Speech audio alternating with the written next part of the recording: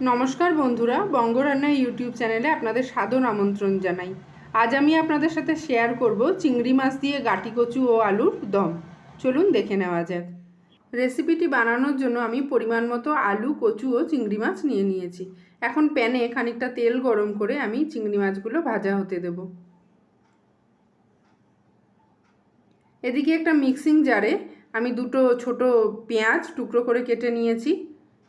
নিয়ে নিয়েছি 1 ইঞ্চি আদা টুকরো করে, আর নিয়েছি 3 থেকে 4 কোয়া রসুন। এখন এই সব কিছু দিয়ে আমি একটা পেস্ট বানিয়ে নেব। পেস্ট আমার বানানো হয়ে গেছে দেখুন। এদিকে চিংড়ি মাছটাও হালকা করে নরম করে ভেজে নিয়েছি।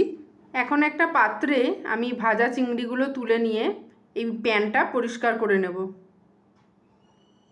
প্যান পরিষ্কার করে নিয়ে এতে আমি 4 to 5 টেবিল স্পুন তেল দিয়ে দিয়েছি, আর দিয়ে দিলাম ফোড়ন, 1 টিস্পুন জিরে দিয়েছি, একটা তেজপাতা ও কিছুটা গোটা গরম মশলা।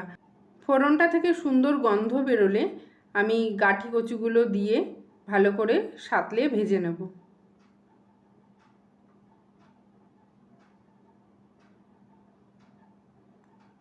গাঠি কচুগুলো গরম তেলে ছাড়া হয়ে গেছে। এখন ভালো করে সাঁতলে 2-1 মিনিট ভাজা হতে দেব। তারপর আমি একটা ঢাকা দিয়ে দেব। ঢাকা দিয়ে আরও 2 মিনিট মতো ভাজা হতে দেব। ফিরে এলাম 2 মিনিট পর, ঢাকাটা তুলে নেব। কচুগুলো সুন্দর ভাজাও হচ্ছে এবং ঢাকা দেওয়ার জন্য কিন্তু একটু নরমও হয়েছে। এখন আমি এতে অ্যাড করে দেব ডুমো করে কেটে রাখা আলুর টুকরোগুলো।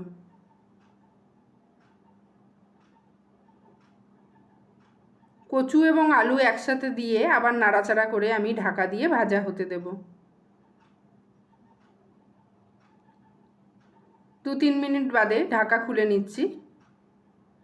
এখন এই পর্যায়ে আমি অ্যাড করব 1/2 টেবিল স্পুন লবণ, আর অ্যাড করছি 1 টিস্পুন পরিমাণ হলুদ গুঁড়ো। লবণ এবং হলুদ দিয়ে খুব ভালো করে নেড়েচেড়ে ভাজা করে নিতে হবে।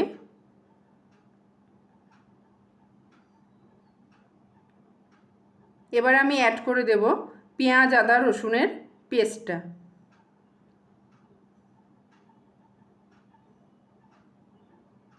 গ্রাইন্ডার ধোয়া জলটাও একটু দিয়ে দিলাম।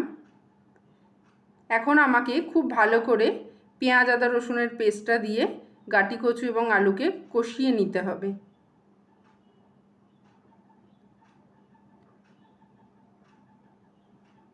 খানিকক্ষণ কষিয়ে নেওয়ার পর আমি একটা ঢাকা দিয়ে দিলাম। ঢাকা দিয়ে কষালে মশলাটা ভালো কষানোও হবে এবং গাটি কচু ও আলুটাও সুন্দর নরম হতে থাকবে। খানিকক্ষণ কষিয়ে নেওয়ার পর আমি এখন এতে আরও কিছু মশলা অ্যাড করব।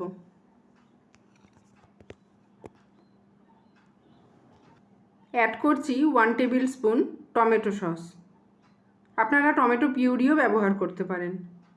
দিয়ে দিলাম 1/2 টিস্পুন জিরে গুঁড়ো, 1/2 টিস্পুন লাল লঙ্কার গুঁড়ো, 1/2 টিস্পুন কাশ্মীরি লঙ্কার গুঁড়ো। সব কিছু দিয়ে আমি এখন খুব ভালো করে নেড়েচেড়ে মিশিয়ে নেব এবং একটু সময় ধরে কষিয়ে নেব।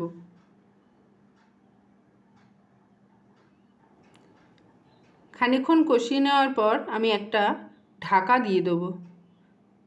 মিনিট খানেক বাদে ঢাকাটা খুলে আমি এতে এখন অ্যাড করে দেব 1 টিস্পুন পরিমাণ চিনি।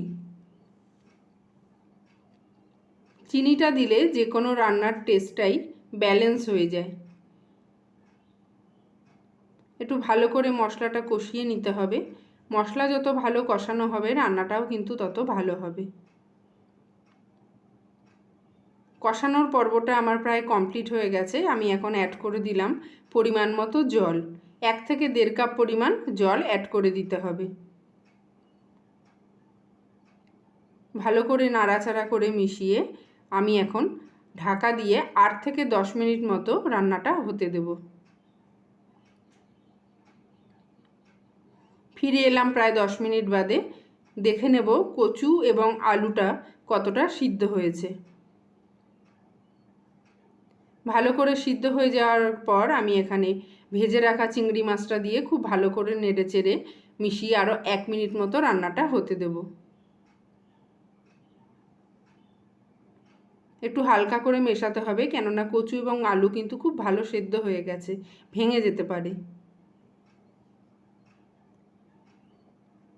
মিনিট খানেক রান্নাটা হয়ে যাওয়ার পর আমি অ্যাড করে দিচ্ছি 1 টিস্পুন পরিমাণ গুঁড়ো গরম মশলা। সব কিছু দিয়ে ভালো করে মিশিয়ে নিচ্ছি।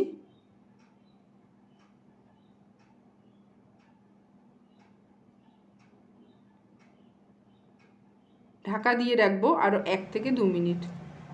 আমি গ্যাসের ফ্লেমটা বন্ধ করে দিয়েছি এবং ঢাকাটা দিয়েছিলাম যাতে গরম মশলার গন্ধটা সব জায়গায় সমানভাবে ছড়িয়ে পড়ে।